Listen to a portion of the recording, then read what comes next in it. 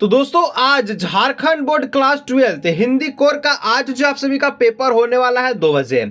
और आज के इस वीडियो के माध्यम से दोस्तों हम लोग जो झारखंड बोर्ड क्लास 12 का हिंदी कोर का दोस्तों 50 नंबर का हम लोग जो सब्जेक्टिव क्वेश्चंस को आज के इस वीडियो में हम लोग सोल्व करने वाले हैं।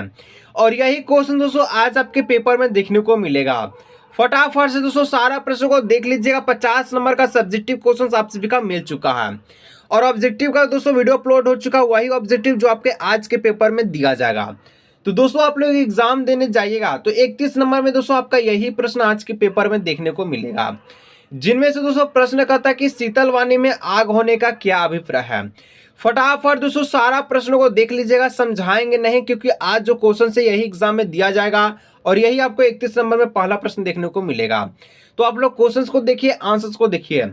शीतल वाणी में दोस्तों आग होने से अभिप्राय है कि ऐसी वाणी जिसमें भले ही शीतल प्रकट होती है लेकिन उसमें वाणी में जोश भरा हुआ, उसको हम लोग कहते हैं शीतल वाणी। इसके बाद आपका 32 नंबर में यही प्रश्न रहेगा, कहता कि कविता के बहाने के आधार पर बताएं कि सब घर एक कर देने के माने क्या है, इसका मतलब क्या है। उत्तर में आपको लिखना है, इतने ही से आपको लिखना है कि सब घर एक कर देने के माने का अर्थ है सभी घरों को एक समान समझाना। फटाफट दोस्तों सारा प्रश्नों को देख लीजिएगा, यही आपके पेपर में आज देखने को मिलेगा। 33 नंबर, तुलसी ने अपने को गुलाम है राम को क्यों कहा है। तो लिखना है कि तुलसी मूलतः भक्त है, कविता जो आराध्य के गुणागान का माध्यम है। ठीक है, भक्ति के 9 भेद है जिसमें से एक जो आपका दाय भेद की भक्ति है, दाय भाव की भक्ति में भक्त अपने को दीनहीन नीच पतित मानना है और अपने अपराध का, ठीक है, आराध्य का समूह को अपनी जो हीनता का वर्णन करना है। बिल्कुल दोस्तों इसी प्रकार से लिखना, तभी आपको जो पूरा नंबर आपको एग्जामिनर आज आपके एग्जाम में देगा। 34 नंबर का क्वेश्चन आपके एग्जाम का है कि आलोक धनवा, ठीक है, अथवा जो है धर्मवीर भारती की किन्हीं 2 रचनाकार के नाम लिखिए। तो दोस्तों आलोक धनवा का आपका हो जाएगा जनता का आदमी और दुनिया रोज बनाती है, ठीक है, रोज बनती है। इस प्रकार से धर्मवीर भारती का हो जाएगा कि 11 सपनों का देश प्रारंभ में प्रारंभ हुआ समापन। तो इस प्रकार से आपको आंसर्स को लिख देना। फटाफट दोस्तों सारा प्रश्न को देख लीजिएगा, आज के पेपर में यही रहेगा। 35 नंबर का प्रश्न, किस तरह का बाजार आदमी को ज्यादा आकर्षित करता है। आकर्षित कौन सा बाजार करता है, तो चकाचौंध और सजावट से भरपूर बाजार आदमी को क्या करता है, आकर्षित करता है। जैसे कि हम लोग बाजार जाते हैं, क्या दिखते हैं, जहां पर सबसे ज्यादा भीड़ है तो वहीं पर जाकर घुस जाते हैं। 36 नंबर का प्रश्न है कि त्रिवेदी जी ने शीरीष को, ठीक है, कालजाइद अवधूत सन्यासी क्यों माना है। तो वह जला देने वाली गर्मी तथा परेशान कर देने वाली उस समय में भी, ठीक है, अविचल खड़ा होता है। उसी समय में अपने फूलों की सुगंध से लोगों को आगे बढ़ने की प्रेरणा देती है। ठीक है, वह हमें उसी काल जाए अवधूत सन्यासी के समान मुसीबत से भी कभी जो हारने के लिए जो प्रेरित करती है। तो दोस्तों फटाफट सारा प्रश्न को देख लीजिए। 36 नंबर में आपका इसी प्रकार का प्रश्न रहेगा, इतना ही आपको आंसर्स को लिखना है। 37 नंबर में कि खेतों पर आनंदा जो है क्या काम करता था। तो खेतों पर जो आनंदा सारे दिन निराई गुराई और काम करता था, वह फसलों की रक्षा करता था। तो इस प्रकार से आंसर्स को लिख देना है। 38 नंबर का था कि भूषण के बारे में बताए, भूषण कौन था। तो भूषण दोस्तों महाकवि भूषण रीतिकाल के 3 प्रमुख हिंदी कवियों में से एक था, यानी कि आपका हिंदी काल के जो आपका कवि था, ठीक है, रीतिकाल का, उसमें से एक था कौन, आपका महाकवि भूषण। इसका दोस्तों आपका 39 नंबर का प्रश्न आ चुका है। फटाफट सारा प्रश्न को देख लीजिए, समय दोस्तों बहुत कम है, 2 बजे से पहले सारा विद्यार्थियों को शेयर कर दीजिएगा। कैमरे में दोस्तों बंद अपाहिज करुणा के मुखौट में छिपी क्रूरता की कविता है, विचार कीजिए कैसे।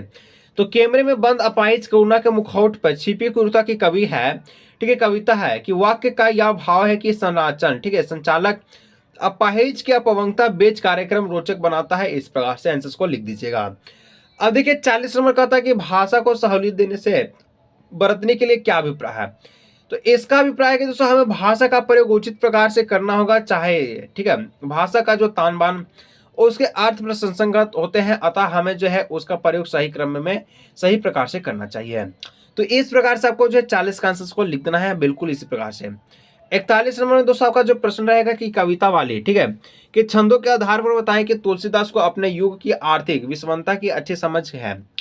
तो कविता वाले में दोस्तों अवधृत छंदों में यह ज्ञात होता है कि तुलसीदास को अपने युग की आर्थिक विषमता की अच्छी समझ है। उन्होंने समकालीन समाज का यथापरक चित्रण किया है। उन्होंने देखा है कि उस समय में बेरोजगारी की समस्या से मजदूर, किसान, नौकरी भिखारी, ठीक है, नौकर भिखारी आदि सभी परेशानी गरीबी के कारण जो लोग अपनी संतानों तक को बेच दे रहे हैं। और इस प्रकार से कविता वाली छंदों के आधार पर आपको बताना है कि तुलसी जी ने अपने युग के लिए जो है किस प्रकार से बातें को कही थी। अब 42 नंबर का प्रश्न है कि बाजार दर्शन से क्या अभिप्राय है, पठित पाठ के आधार पर उत्तर दीजिए। तो दोस्तों बाजार दर्शन जैनेन्द्र कुमार का एक महत्वपूर्ण निबंध है। इसमें बौद्धिक विचार को साहित्य सुलभ ललित के लिए, ठीक है, ललित के लिए द्वारा व्यक्त किया जाता है। बाजार व उपभोक्ता का संबंध जो है सम्य विषय है। तो दोस्तों इस प्रकार से पूरा आंसर आपको लिखना है, तब आपको 3 में 3 नंबर मिलेगा। फटाफट सारा प्रश्न को देख लीजिए। 43 यानी कि 43 नंबर की ढोलक की आवाज पर पूरे गांव पर क्या असर होता है। तो ढोलक की आवाज सुनकर दोस्तों लोगों को प्रेरणा सहानुभूति मिलती है। मृत्यु के भय से आक्रांत लोग, अर्धचेतन अवस्था में पड़े लोग, जिंदगी से हारे लोग ढोलक की आवाज सुनकर उठ जाते हैं। और यहाँ पर आपको लिख देना है। 44 नंबर कहता है कि लेखक के मत से दास्ता की व्यापक परिभाषा को व्याख्या कीजिए। तो लिखना है कि लेखक के आधार पर दास्ता की व्याख्या जो आपका व्यापारिक परिभाषा एक व्यक्ति का पेशा चुनने का अधिकार न देना है। ठीक है, इस तरह आमुख व्यक्ति को होकर हम जो है दास्ता से बंद कर रखे हैं। जब किसी व्यक्ति द्वारा अन्य व्यक्ति के, ठीक है, व्यक्ति के पेशे, कार्य तथा कर्तव्य निर्धारित किए जाते हैं, तो ऐसी स्थिति को भी जो दास्ता कहा जाता है।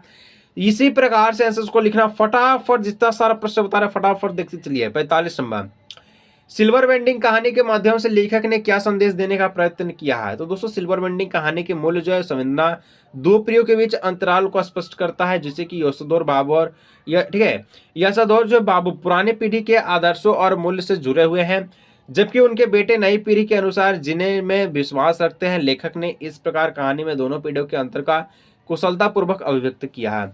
यानी कि सिल्वर वेडिंग जो आपका कविता है, इसमें दोस्तों कहानी जो है इसमें क्या क्या दो पीढ़ी को दर्शाया है, एक आपका प्राचीन को, एक आपका आधुनिक को, जिसमें आपको लिख देना इस प्रकार से। 46 नंबर, सिंधु घाटी जो आपका सिंधु सभ्यता, ठीक है, साधन संपन्न थी पर उसमें भावता का आडंबर नहीं था, कैसे। तो सिंधु सभ्यता एक साधना, ठीक है, आपका क्या था, संपन्न सभ्यता थी, परंतु उसमें जो है राज सत्ता या फिर धर्म सत्ता के चिन्हित नहीं मिलते थे। वहां की नगर योजना जो वास्तुकला, मुहरे, ठप्पे, जल व्यवस्था, साफ सफाई, सामाजिक व्यवस्था आदि की एक रूपता द्वारा उनमें अनुशासन देखा जाता था।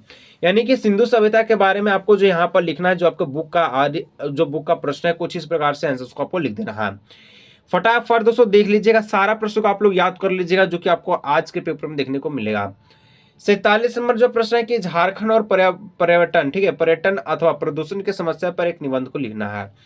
तो दोस्तों यही प्रश्न आपके एग्जाम में सेम टू सेम रहेगा, तो हम लोग झारखंड पर हम लोग लिख देते हैं। फटाफट से सारा प्रश्न को देख लीजिए। लिखना है कि झारखंड भारत का एक राज्य, झारखंड जैसे कि नाम से ही स्पष्ट होता है, दो शब्दों से मिलकर बना है। एक आपका झार यानी कि झार, और दूसरा आपका जो खंड यानी कि कोई ऐसा जगह जहां पर स्पष्ट रूप से अगर हम इस राज्य के नाम को समझे तो इसका मतलब होता है ऐसे स्थान जहां पर पेड़ पौधे झाड़ियां ज्यादा है। यानी कि हमारा राज्य जो है झारखंड है, इसमें जो है क्या पता है झाय झंकार बहुत ज्यादा पाया जाता है, इसलिए हम लोग को झारखंड के नाम से जानते हैं। झारखंड का दोस्तों ज्यादातर हिस्सा जो है जंगलों से घिरा हुआ है, यह एक वन प्रदेश है। झारखंड जो है आंदोलन के फलस्वरूप सृजित हुआ है। झारखंड राज्य पहले बिहार में ही था, लेकिन सन 2000 में बिहार से अलग होकर झारखंड का निर्माण बना।